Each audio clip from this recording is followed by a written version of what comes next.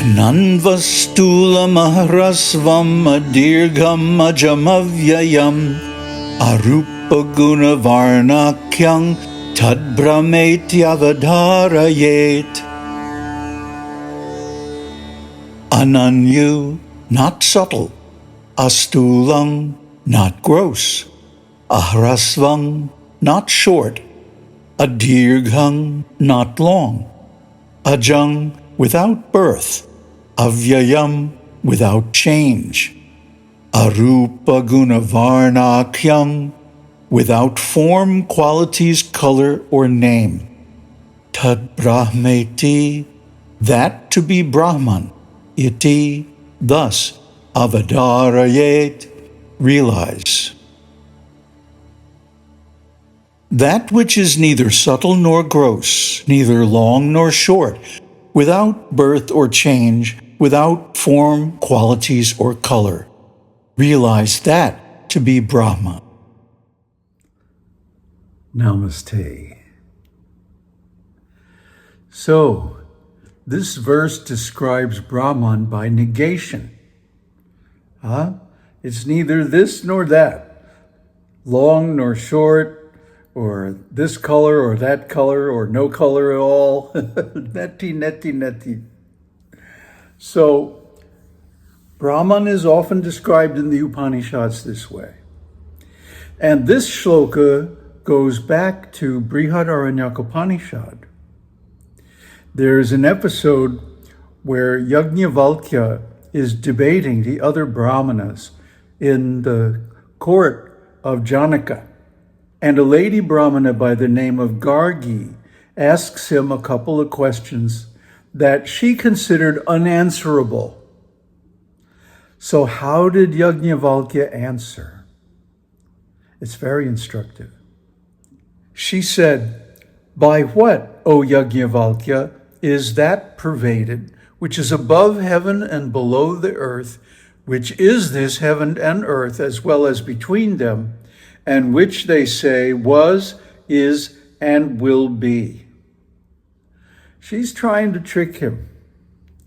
See, in Vedic logic, or smarta, there are some conditions about answering questions. If you can't answer the question, you're accused of not knowing. But if you're asked an unanswerable question and you answer it, then you're accused of faking it. So damned if you do, damned if you don't, right? But how did Yajnavalkya answer? He said, "That, O Gargi, which is above heaven and below the earth, which is this heaven and earth, as well as between them, and which they say was, is, and will be, is pervaded by the unmanifest ether, that is akasha, or space." In other words, anything that exists anywhere has to have space to exist in. So you can say that anything that exists, whether subtle or gross, earthly or heavenly, in any phase of time, must be pervaded by space. So then the next question is, by what is this unmanifested ether pervaded? He answered, "O Gargi, the knowers of Brahman say, this immutable Brahman is that. It is neither gross nor minute, neither short nor long, neither red color nor oiliness, neither shadow nor darkness, neither air nor ether, unattached, neither savor nor odor, without eyes or ears, without a vocal organ or mind, non-luminous, without the vital force or mouth, not a measure, and without interior or exterior. It does not eat anything, nor is it eaten by anybody." Now this, I could do a whole video series just on this answer, because he uses so many Vedic aphorisms to explain the non-existent existence of Brahman. But the thing is that first he quotes the knowers of Brahman say. He doesn't say from his own authority. He quotes the knowers of Brahman. And this excuses him from both charges of not being able to answer and also of faking an answer to something that's unanswerable. Because he's not speaking on his own authority. He's speaking on the authority of the ancient knowers of Brahman, the authors of the Upanishads and the Vedas. This is an important point. And it is why when people ask us a question, we always reply, or as much as possible, we reply with a citation from the scriptures. So that someone even can accuse us, well, you don't actually know that for a fact. It's not a matter of your experience. You're just talking out of your hat. We can say, no, we are quoting the knowers of Brahman. We are quoting the authentic scriptures, which are those that reveal Brahman to the human beings. So they have nothing to gain by this. They're not pitching you to join some religion. They're saying, look, see, this is the truth. If you understand these categories of Brahman and the different states of consciousness and what it means to exist or not to exist, then you will automatically see this as a matter of personal experience, observation, phenomenology. So, in other words, I'm not saying this is my opinion. This is a fact. And if you can absorb the knowledge from the knowers of Brahman, the authors of the scriptures, then you can see it for yourself. So there's no need for me to introduce any other proof.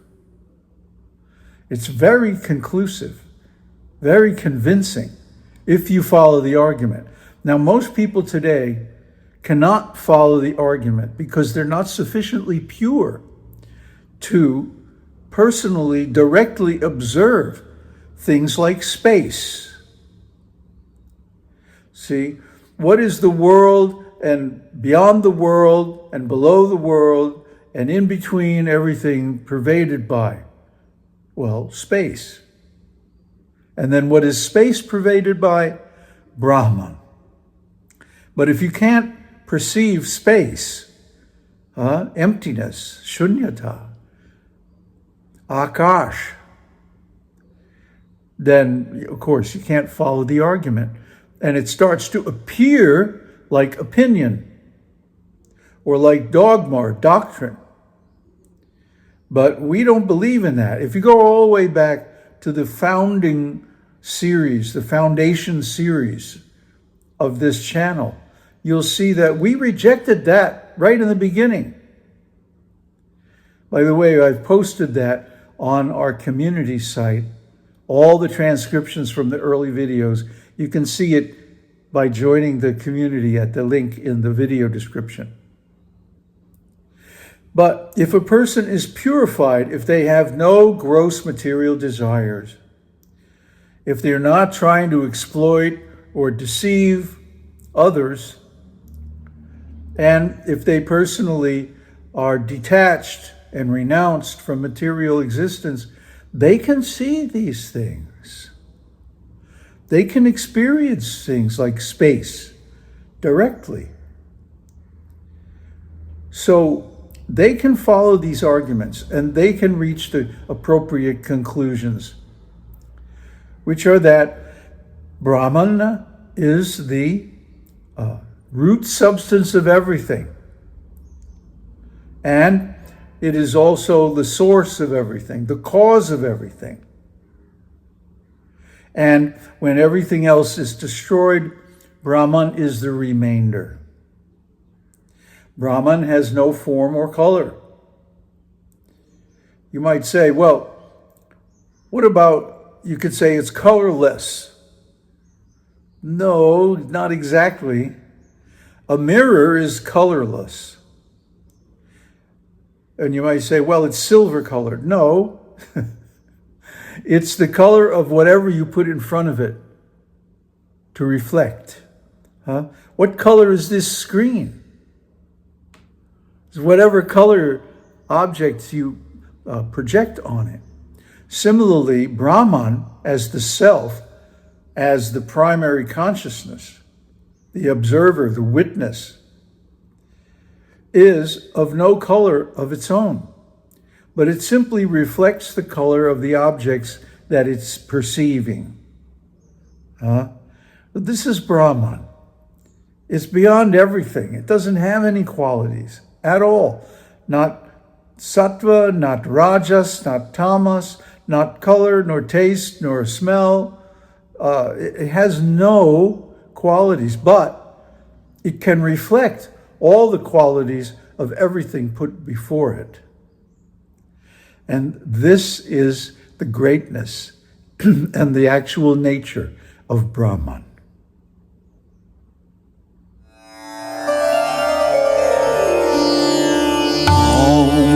Tat Sat Om Shakti